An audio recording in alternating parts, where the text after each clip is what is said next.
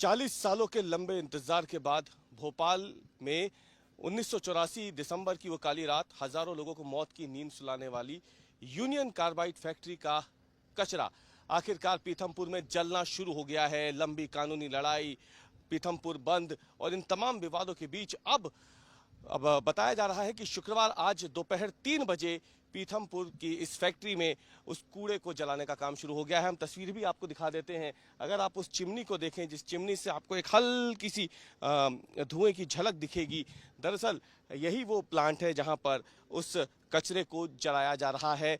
10 ton कचरा जो है उसे जलाने की प्रक्रिया शुरू की गई है।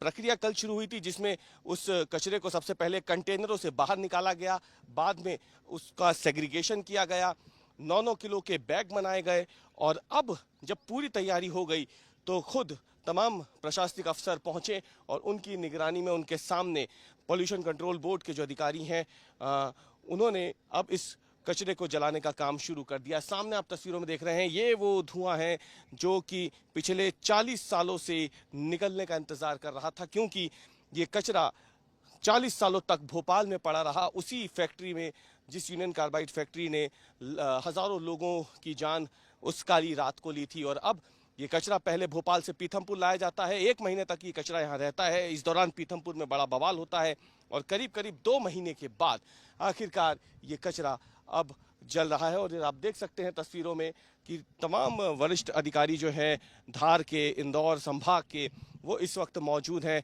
बड़ी संख्या में पुलिस बल भी मौजूद हैं, क्योंकि एक आशंका ये थी कि पिछली बार जब ये कूड़ा भोपाल से इंदौर लाया गया था तो उस दौरान जो स्थितियां बनी थी वैसी स्थिति दोबारा ना बने। अब हम आपको बताते हैं कि दरअसल ये जो पूरी प्रक्रिया है ये कैसे रहने वाली है। हमने आपको तस्वीरें दिखाई, चिमनी से निकलता हुआ धुआं जो है वो इस बात की गवाही दे रहा है कि कचरा जलना शुरू हो गया है।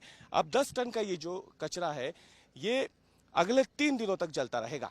3 दिनों तक जलने के बाद इस जो अगली प्रक्रिया होगी वो होगी राख को अलग करना, गैसेस को अलग करना, सॉलिड पार्टिकल्स हो, पानी हो, ये तमाम चीज़ें जो है यहाँ से अलग की जाएंगी और उसके बाद जो अंतिम अवशेष बचेंगे उसे लैंडफिल साइट में ले जाया जाएगा, जहाँ लैंडफिल साइट में ले जाकर के सुरक्षित तरीके से